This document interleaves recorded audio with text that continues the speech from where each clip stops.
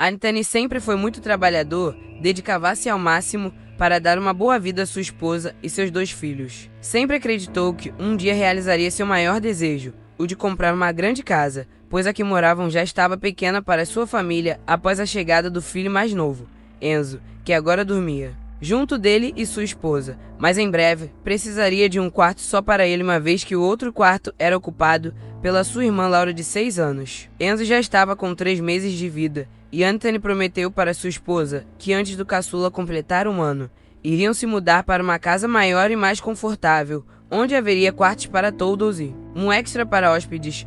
O tempo já estava passando. Agora Enzo com 8 meses e a família McRae continuava na pequena casa apertada, no sul do estado. Certo dia, no final do expediente, Anthony foi chamado para uma conversa na sala de Raul, diretor da empresa. Então, o funcionário dedicado foi até a sala do seu chefe para ouvir o que ele tinha a lhe falar. Boa tarde, senhor Raul. Vim assim que terminei minhas obrigações do dia. Desculpe por me atrasar alguns minutos.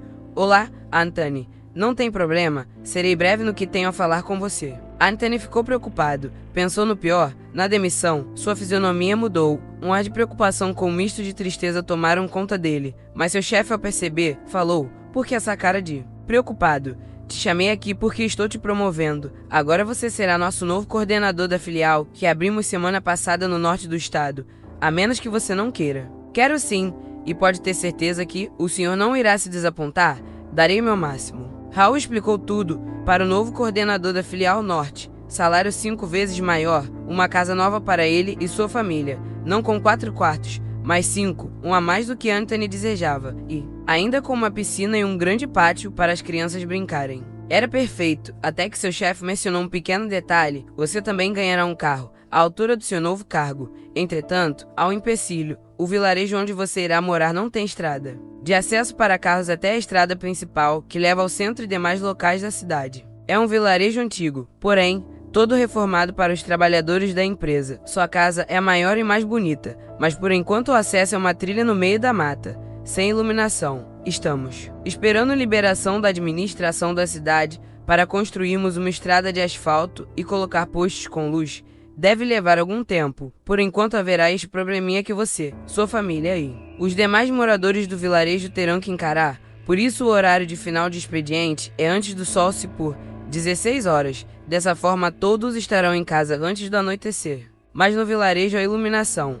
Instalamos um gerador, tem força suficiente para iluminar o local. Porém, não foi possível estender para o meio da floresta. Como eu disse, estamos aguardando autorização para isso. Anthony ficou pensando por alguns segundos. Era tudo maravilhoso, melhor do que ele imaginava. Não seria uma estrada sem iluminação e acesso para carros que o faria dizer não ao convite do seu superior. Aceito. Ok, pegue suas coisas. Sua mudança será em 2 dias. Não se preocupe com nada. Iremos contratar uma empresa para levar suas coisas e dos demais moradores do vilarejo que irão trabalhar na empresa. Senhor, posso fazer uma pergunta? Sim, Anthony. Falando em mudança, pensei agora, como irão levar nossas coisas até a nova casa se esse tal caminho não permite acesso para carros? Logo não permite para caminhões. Como farão isso? Com uma gargalhada Raul responde, hahaha. Não se preocupe com isso, apenas arrume suas coisas que a empresa de mudanças fará o restante. Até porque é somente 1 quilômetro entre a trilha na floresta e o vilarejo. Nossa, tudo isso. Pensei que fosse uma distância menor ou bom, não importa. 5 dias depois, a família McRae já estava em sua nova residência. O vilarejo todo reformado estava lindo. Todos os moradores daquele lugar estavam muito felizes. Sarah, esposa de Anthony, ficou maravilhada com sua nova casa. Além de cuidar dos filhos e dos deveres domésticos, ela também era responsável pela horta do vilarejo. Já no primeiro dia na nova casa, ela conheceu Lauren, uma mulher de olhos castanhos, pele clarinha e longos cabelos negros. Elas eram muito parecidas e logo ficaram amigas. A empresa logo iniciou as atividades, já estava tudo organizado. No primeiro dia, Anthony, às 16 horas, ao ouvir a sirene que anunciava o fim do expediente, pegou suas coisas e foi embora. Foi conversando com outros 2 colegas de trabalho até o estacionamento. Cada um entrou em seu carro. Então, foram embora. Ao chegar no final da estrada, lá estava a longa trilha. Lá havia um grande pátio, onde os moradores do vilarejo deveriam deixar seus carros e seguir caminho a pé. Era um lugar muito bonito, cheio de enormes árvores, com uma passagem entre elas, uma trilha estreita, onde era possível somente 2 pessoas, lado a lado, caminhar. Conforme as pessoas do vilarejo iam chegando para atravessar a floresta, caminhavam em duplas até chegar em casa. Assim, novas amizades e conversas surgiam naquele trajeto. Anthony foi um dos primeiros a passar por ali. Não havia percebido pela manhã o quão lindo era aquele caminho, porque de manhã cedo ele estava muito ansioso por ser o primeiro dia como coordenador da nova empresa. Por isso, não prestou muita atenção, mas agora na volta, não parava de admirar o local e, enquanto isso, conversava com um de seus vizinhos e agora colega de trabalho, Dylan, vindo da filial oeste. As 2 primeiras semanas foram ótimas, mas Anthony queria impressionar seus superiores da filial sul. Então, resolveu ficar mais tempo no trabalho para adiantar suas tarefas e produzir mais. No primeiro dia de hora extra, nem percebeu que já havia escurecido, abriu a cortina de sua sala e olhou para a rua. Se assustou, pois o sol havia trocado de lugar com a lua. O relógio apontava 8 da noite. Anthony rapidamente pegou suas coisas e foi embora. Na estrada, acelerou seu carro o máximo permitido e quando chegou no pátio, onde ficavam estacionados os automóveis dos moradores do vilarejo, demorou bastante até conseguir uma vaga. O pátio estava repleto de carros. Agora era encarar o caminho escuro, no meio da floresta até chegar em casa. Anthony andava em passos longos e rápidos, até que de repente ouviu um barulho. Vindo de trás, pareciam compassos. O coordenador da filial norte não arriscou em olhar e instintivamente começou a correr. O som dos passos também pareciam ser de alguém que corria atrás de Anthony.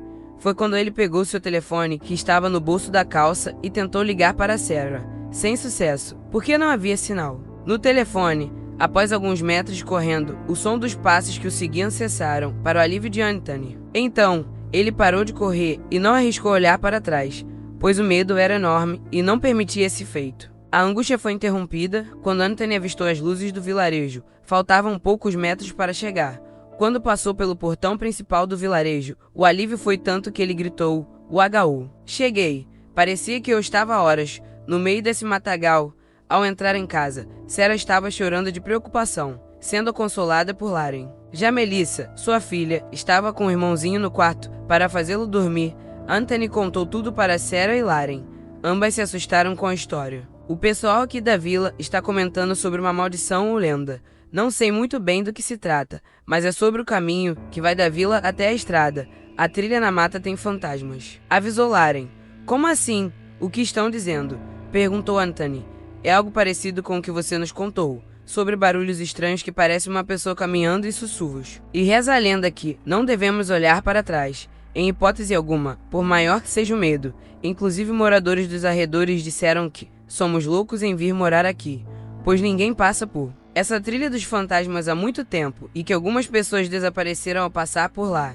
Por isso o prefeito da cidade não autoriza construir uma estrada ou colocar postes de luz, para não despertar os fantasmas", informou Laren. Os 3 ficaram conversando por horas. Não perceberam o tempo passar, até que Laren olhou para o relógio. "Nossa, está tarde. Vou para casa. Amanhã cedo tenho minhas tarefas na horta." "É verdade, temos muitas tarefas para fazer, e durante esse período, continuaremos com nossa conversa", Sarah respondeu para a amiga. No dia seguinte, a rotina de Anthony se repetiu, inclusive de sair mais tarde do trabalho. Parecia que ele não estava preocupado com a história contada por Laren, tão pouco com o que havia acontecido. No dia anterior, o som dos passos. Porém, ao chegar na trilha, no meio daquela mata escura, as lembranças da noite anterior o deram uma ideia. Ele ligou a lanterna do seu celular. "Calma, Anthony. É apenas 1 quilômetro. Em alguns minutos isso termina."